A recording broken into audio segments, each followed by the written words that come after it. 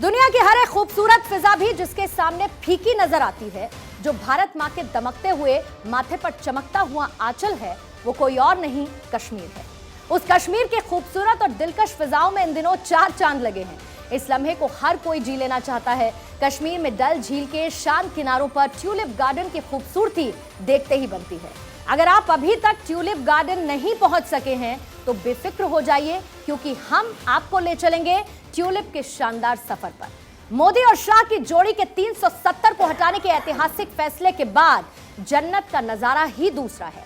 Doctor Jagdish चंद्र की tulip garden से यह दिल को छू लेने वाली रिपोर्ट आपके सामने।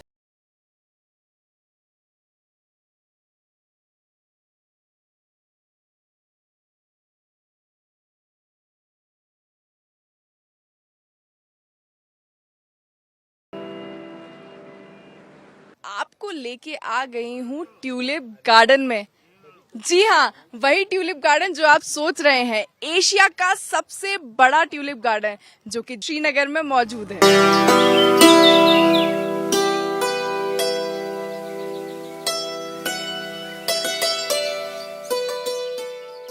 हम और आप बचपन से सुनते आए हैं कि कश्मीर से लेकर कन्याकुमारी तक भारत एक है। देश को विकास के रास्ते पर लेकर जा रही नरेंद्र मोदी और अमित शाह की जोड़ी ने डल झील के इस किनारे की खूबसूरती को और बढ़ा दिया।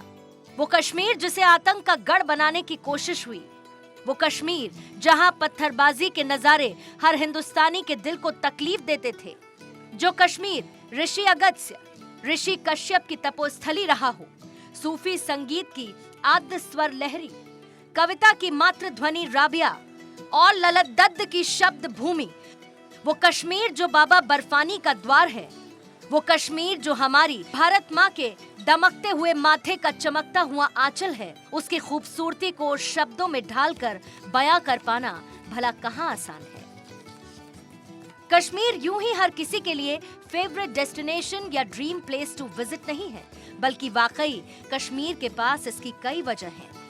यहाँ तहजीब और संस्कृति भी है। एक बार जो कश्मीर आ जाता है वो इसे भूल नहीं पाता। मोदी सरकार ने जब से 370 को खत्म किया, तब से कश्मीर को लेकर लोगों का नजरिया बदला है और अब कश्मीर असल मायनों में जन्नत है।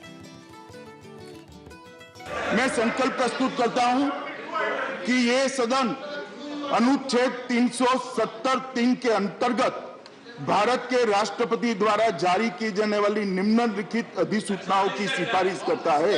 राष्ट्रपति संसद की सिफारिश पर यह घोषणा करते हैं कि यह दिनांक जिस दिन भारत के राष्ट्रपति द्वारा इस घोषणा पर हस्ताक्षर किए जाएंगे और इसे सरकारी गैजेट में प्रकाशित किया जाएगा, उस दिन से अनुच्छेद 370 के सभी खंड लागू नहीं होंगे सिवाय खंड 1 के।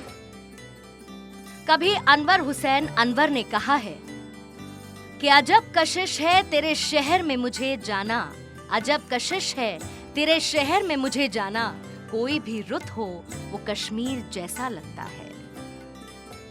कश्मीर की खूबसूरती बारिश के बाद गीली मिट्टी की महक जैसी है, सर्दियों में गुनगुनी धूप जैसी है। कश्मीर की वादियां थके हारे इंसान के लिए सहारा है। ये एक सुकून है जिसे यहाँ आकर ही महसूस किया जा सकता है। और आजकल अगर आप जाएंगे तो आपको जो सुकून मिलेगा वो कहीं और नहीं।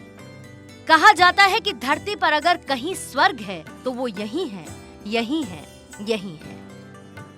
कश्मीर की खूबसूरती में 4 चांद लगाता है ट्यूलिप गार्डन। इस दुनिया के सबसे बड़े ट्यूलिप गार्डन में गिने जाने वाले इस बाग का हुस्न इन दिनों खिला हुआ है। यहाँ 60 अलग अलग किस्म के 15 लाख से ज्यादा फूलों का दीदार करने पूरी दुनिया से लोग आते हैं। डल झील के किनारे इस ट्यूलिप गार्डन में लाल, नीले, पीले और गुलाबी रंग के ट्यूलिप फूलों के आगे नीदरलैंड के फूल भी फीके नजर आते हैं। डॉक्टर जगदीश चंद्र भी यहाँ पहुंचे और उन्होंने यहाँ की खूबसूरती को निहारा।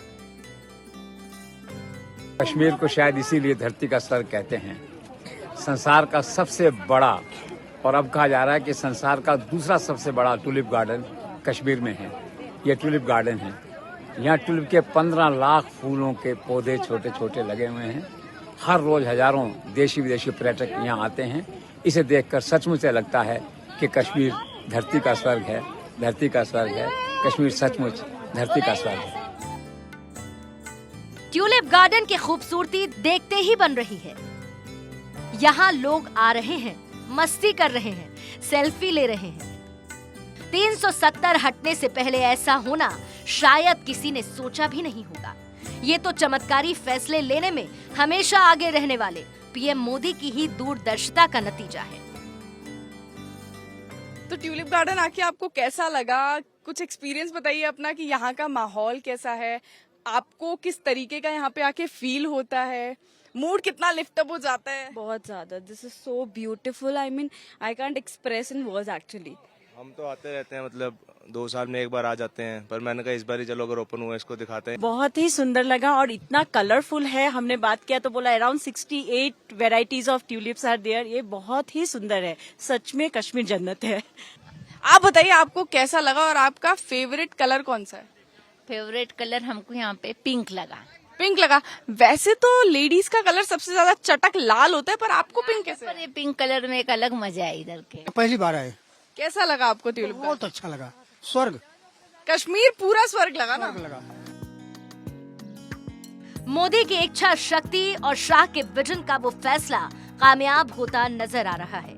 भारत के हर हिस्से से लोग यहाँ आ रहे हैं। यहाँ ट्यूलिप गार्डन में आने वाली भीड़ इस बात की तस्दीक करती है कि मोदी और शाह द्वारा धारा 370 हटाए जाने के बाद Kashmir is completely back to normal.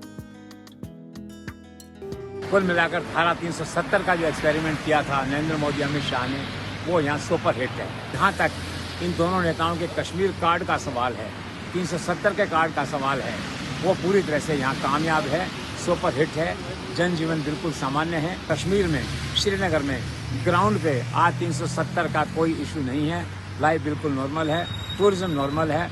Tourism को तो ये कहिए कि एक तरह से रिवेंज टूरिज्म लोग कर रहे हैं, उत्तर भारत से, दक्षिण भारत से, केरल से। पहले जहां तनाव दिखता था, आज वहां मानसिक सुकून है। कोई आंदोलन नहीं, कोई पत्थरबाजी नहीं है। ये मोदी के बड़े विजन का ही असर है और इसी ऐतिहासिक फैसले की वजह से कश्मीर में पर्यटन प्रधान अर्थव्यवस्था फिर से पटरी पर लौट आई है। एक लंबे समय बाद पीएम मोदी ने नौकरशाहों की बजाय एक मंझे हुए राजनेता मनोज सिन्हा को जम्मू कश्मीर का एलजी बनाया। इस प्रयोग के बहुत अच्छे परिणाम आज सबके सामने हैं। जहाँ तक कश्मीर के राजनीतिक हालात का सवाल है, पॉलिटिकल सिनेरियो का सवाल है, मुझे कहते हुए खुशी है कि यहाँ सब कुछ शांत है। कोई पॉलिटिक्स नहीं है, कोई आक्रोश नहीं है, कोई आंदोलन नहीं है, कोई पत्थर फेंकने की घटनाएं नहीं हैं, कोई बड़ी फायरिंग नहीं है। ट्यूलिप गार्डन ने कश्मीर की पहचान को और बड़ा कर दिया है। कश्मीरियत है ही ऐसी जिस पर हर किसी को नाज होता है। अर्श मल्सियानी ने कहा था कि बेदारी जमहूर की तस्वीर यही है, बेदारी जमहूर की तस्वीर यही है, आजादी अफराद की तामीर यही है। ए अर्श तेरे ख्वाब की ताबीर यही है, ए अर्श तेरे ख्वाब की ताबीर यही है, फिरदौस ज़मीं जन्नते कश्मीर यही।